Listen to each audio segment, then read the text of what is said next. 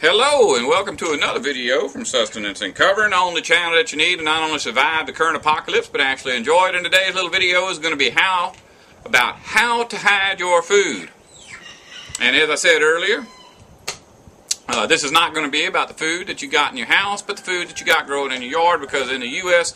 every law necessary to make growing your own food illegal has already been created, voted on, and passed into law. Nothing more is needed except for enforcement. If you doubt me on this, then just go ahead and continue putting your faith in the land of the free. Or if you have any common sense whatsoever, just go back and watch my video about why you should hide your food and take in a little truth.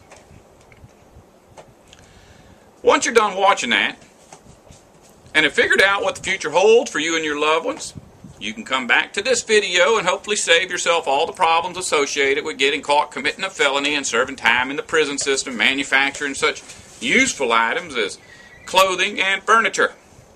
Trust me when I say that prison is not the place to be during the upcoming regime change.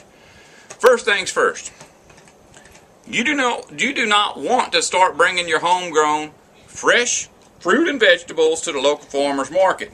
This will only bring attention to yourself. I've been at the farmer's market when guys that are better dressed than the average farmer are walking around with little notebooks asking folks for their tax ID numbers. Obviously, that's not a good thing. And when the hammer drops, you can believe that someone else dressed even nicer will be knocking at your door.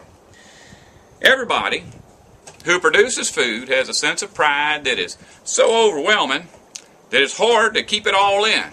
We're humans. It's what we're made to do.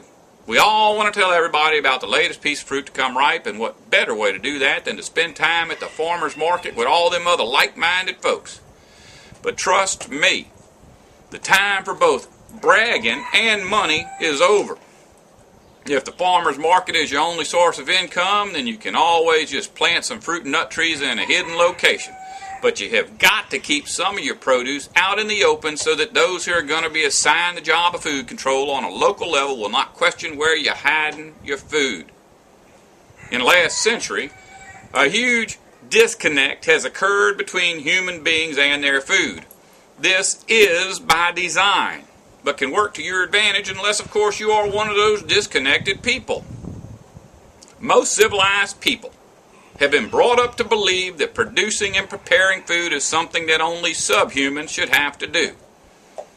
That's why the people that are hired for these jobs are forced to leave their families behind, are not allowed citizenship, are barely paid, and usually have all of their possessions and money taken from them by law enforcement when they try to return home with their income.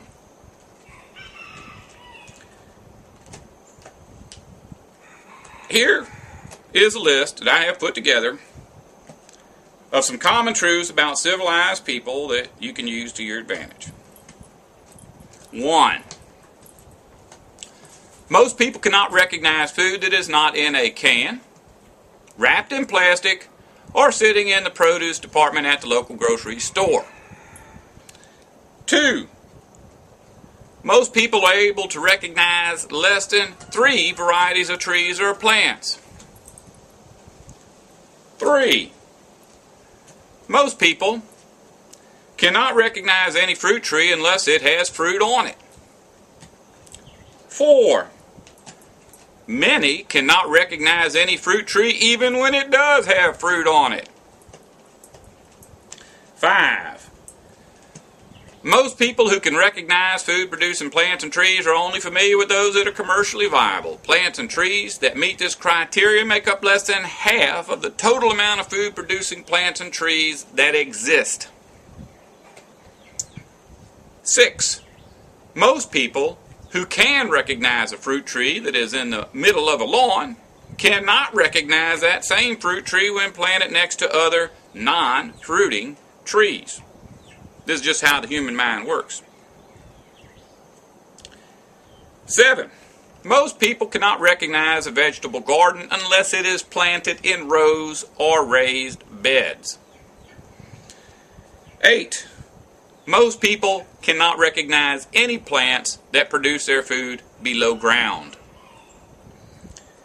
9. No civilized person is able to recognize any edible weeds, and if you show them an edible weed and even eat it right in front of them, they still will not eat it. This disconnect between human beings and their food will probably cost many their lives in the coming years, but can be a serious advantage to anybody that wishes to hide their food-producing trees and plants. Depending on your location, there may already be laws in place telling you how many food-producing plants you can legally have, or even if you are allowed to have any at all. The way that you plant things can counter these laws and sometimes even make your food plants completely undetectable. This can actually work in your favor if you can successfully figure out how to circumvent the laws now. When things get worse, you'll already be practicing illegal food production. If you live in a neighborhood that only allows one tree in your yard, then plant your tree wherever you feel comfortable. How or where you plant your tree isn't going to be an issue with your one tree. If you have a place to plant it that is out of the sight of your neighbors, I highly recommend that you choose this place. But if you're willing to stick your neck out and carefully read the rules pertaining to your neighborhood about fruit trees and be creative, sometimes the way you space your trees can circumvent the rules and actually disguise what you have.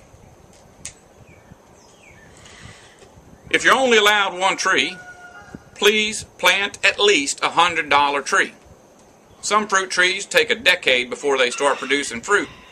And as bad as it might be to have only one fruit tree in your yard when the collapse comes, it could be much worse if that tree is still 3 years away from producing. If fruit trees are not allowed but hedges are, get yourself a book on bonsai and plant about a 100-foot row of closely spaced fruit trees. Just keep them pruned into the shape of a hedge. If the rules specifically prohibit anything that produces fruit, plant fruit trees. Just make sure to pick the fruit off before it is recognizable. Most people cannot tell a fruit tree from an ornamental tree unless they see fruit. So just don't let them see fruit. Now, I know that it might be difficult for you to throw away perfectly good fruit, but if you're planting fruit trees for survival, then throwing away a few years' worth of fruit is a small price to pay. It can allow you to keep a tree that you wouldn't otherwise be able to possess, while at the same time allowing the tree itself to become stronger and larger for future fruit production. If you think that throwing away the fruit won't fool people, know this. In my life, I have planted, pruned, watered, mulched, and cared for hundreds of fruit and nut trees, and even now I cannot tell a flowering pear from a fruiting pear. To me, the trees seem to be identical. If you pick all little fruit buds off of your fruit and pear tree, instantly you have an ornamental pear tree, and nobody can tell you any different. Many commercial orchards pick and discard all of the first 2 or 3 years of fruit anyway, just to allow the tree to reach mature size quicker. The theory is that if the tree doesn't have to put out energy into fruit production, then all of the tree's energy will go into trunk and limb production. Plus, for the time being, you can walk into any supermarket and buy a sack of oranges for $10. That may seem like quite a bit of money to throw away every time you go shopping, but believe me, in the very near future, $10 will seem like nothing when a sack of oranges is over $100. If possible, you can always just leave some fruit on the side of the tree that your neighbors can't see. Or if you just can't bring yourself to throw away food, get yourself some of them camo-colored socks that they sell to hunters and cover your fruit with socks. You can probably get at least 6 fruit covers out of a pair, but be reasonable. A tree with 100 socks hanging from it isn't going to work. You could actually just pick your fruit before it ripens. It is true that most fruit is unpalatable and sometimes even poisonous when it is green, but nearly any fruit can be made edible simply by cooking it. There are even some fruits that taste better green. Commercially, limes are picked before they ripen because, for some reason, people prefer them that way. I prefer them when they're yellow, but probably any citrus can be picked and eaten when it is green. This is a good method for extending the harvest. Eating unripe fruit first, then eating ripe fruit, then later eating overripe fruit can extend the harvest into a year-round event. Another option for someone living in a neighborhood that doesn't allow fruit trees is growing oak trees. Even though oaks are considered shade trees, a mature one can produce over 1,000 pounds of fruit in a single year in the form of acorns. Enough to sustain the average family even if there is no other source of food available. The only problem is that it takes a long time for nut-producing trees to mature. The empire's falling fast, and there's no way to figure out how much time is left to grow an oak tree in preparation for the coming collapse. This suggestion will probably only work for someone that already has an established oak tree. Another way to hide the fact that you're growing food in your yard may be to just plant things that are no longer recognized as food because they are not commonly marketed in their natural condition. Trees like Japanese persimmons, figs, and pawpaws are too fragile to be transported or displayed. They begin to deteriorate rapidly as soon as they are harvested.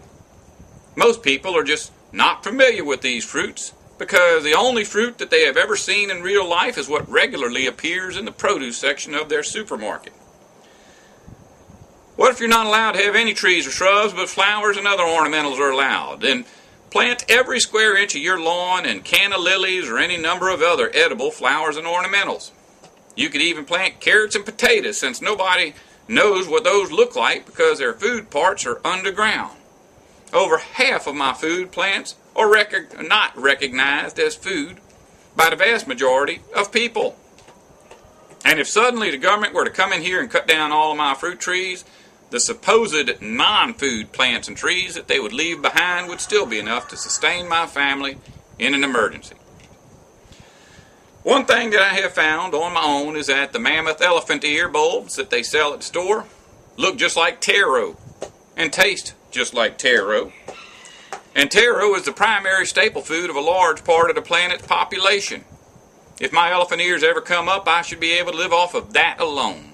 And from just talking to local folks so far, I have found not one single person that would volunteer for a taste test. And one of the people that I asked is from Asia and has eaten taro all his life. You see, around here, people have been told for as long as I can remember that elephant ears are poisonous. It may one day soon get to the point where people are killing one another over food. But I'm reasonably sure that it'll never get to the point where people are killing one another over what they think is poison. That's a big psychological block that can work in your favor. Nobody will eat them, even if you offer them some. Of course, you could just go to the Asian market and purchase actual taro if you can find some that's not been, hasn't had the bottoms cut off of it. Anybody that spotted them will just think that you got elephant ears. So, once again, no one's going to steal your poison. If you do choose to plant edible landscaping plants such as daylilies or elephant ears, you can probably plant cucumbers and tomatoes right in there with them. Your unconventional food plants will usually camouflage your vegetables. It'll at least do so enough to make them virtually invisible. And since nobody knows what the visible parts of carrots and potatoes look like, you can use them the same way, as long as you plant them like a flower garden and not in rows. These ideas that I've been suggesting are mostly for folks that are forced into having standard issue lawns. This type of situation could make things a little more difficult for people that are subject to it. It isn't that you could never pull off having a lawn that produces food, but the fact is that you're going to face a few more challenges than someone living out in the woods. But sometimes hiding things in plain sight works better than any other method. Something else to keep in mind is that once gas reaches $10 a gallon, few people will continue to maintain a lawn. Many weeds that come up in an unkept lawn will be edible raw. Nearly all of them will be edible cooked. And a lawn that's knee-high and is pretty effective at hiding most vegetables that you may choose to plant as well. In my situation, even though I live inside the city limits, my house borders up against a very wet area that is considered too useless to develop. As a result, it is heavily wooded and is not clear to anybody but me where my property lines are. In other words, no one can force me to cut my grass because other than me, nobody really knows what my grass is. This is a very valuable resource. You see, not only can I use the wooded areas of my land to hide my food-producing trees and plants, but I also have almost unlimited stealth access to the 250 acres that surrounds my home. As far as I know, I'm the only homeowner in this area that has taken the initiative to cut trails out to the surrounding wooded areas. I have about 400 fruit and nut trees planted on my property. However, I also have about 200 more planted on 6 lots that I do not own. There is no easy way for anybody to access most of these trees without traveling across my land. If you have nowhere to plant anything, you should seriously think about planting off-site. If the New World Order elitists start taking possession of property that is found to have food on it the same way that they take possession of property that's found to have hemp growing on it, having your food growing on someone else's property can actually be a good thing. If you still aren't sold on the idea of America making real food illegal, well, that's okay. Even if you're one of them patriot types looking for a way to hide your food from out-of-control starving non-patriots, everything that I said about how to hide your food is a good idea. I still worry about someone stumbling onto my little paradise, but I've done all I can do to make my food-producing trees simply blend in, and that's all that anybody can do. Make your food blend in with the surroundings, no matter what your surroundings are. If your neighbors have lawns, make your food look like a lawn. If you live in a forest, make your food look like a forest. But if you believe that America is a just and righteous nation that would never take away a person's right to grow their own food, then I highly recommend that you plant everything you got in rows. You don't want to survive, don't listen to me.